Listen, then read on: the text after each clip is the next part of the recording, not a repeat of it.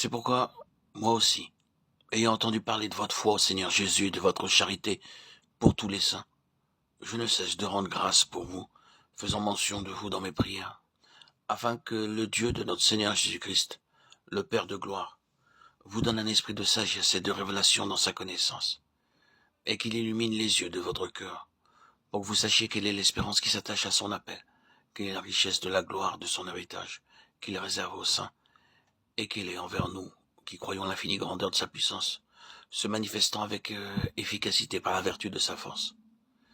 Il l'a déployé en Christ en le ressuscitant des morts, et en le faisant asseoir à sa droite dans les lieux célestes, au-dessus de toute domination, de toute autorité, de toute puissance, de toute dignité, et de tout nom qui se peut nommer, non seulement dans le siècle présent, mais encore dans le siècle à venir.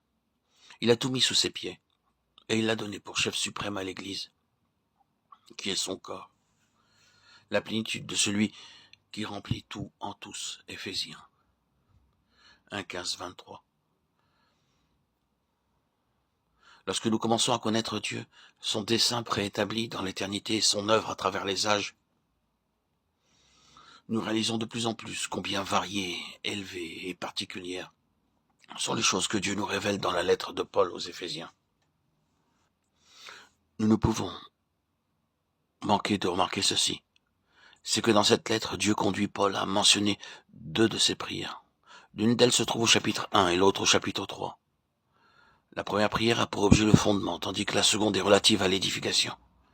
Dans le premier chapitre, la prière de Paul a pour but de nous faire connaître notre relation avec le Seigneur, alors que celle que nous découvrons dans le troisième chapitre nous fait connaître notre relation avec l'Église comme avec le Seigneur.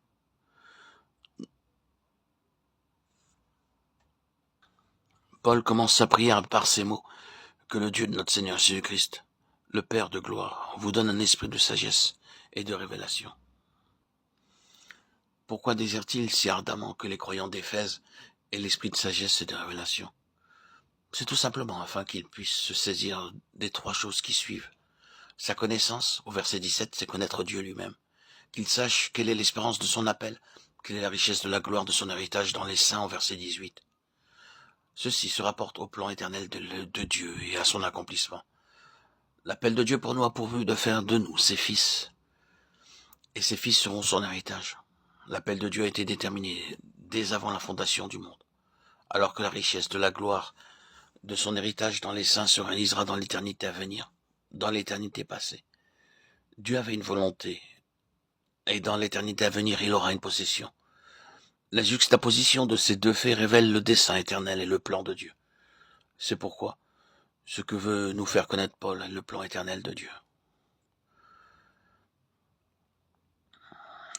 Quelle est envers nous qui croyons l'infinie grandeur de sa puissance? Cette déclaration nous fait voir de quelle puissance Dieu veut se servir aujourd'hui pour accomplir son intention et pour réaliser son plan.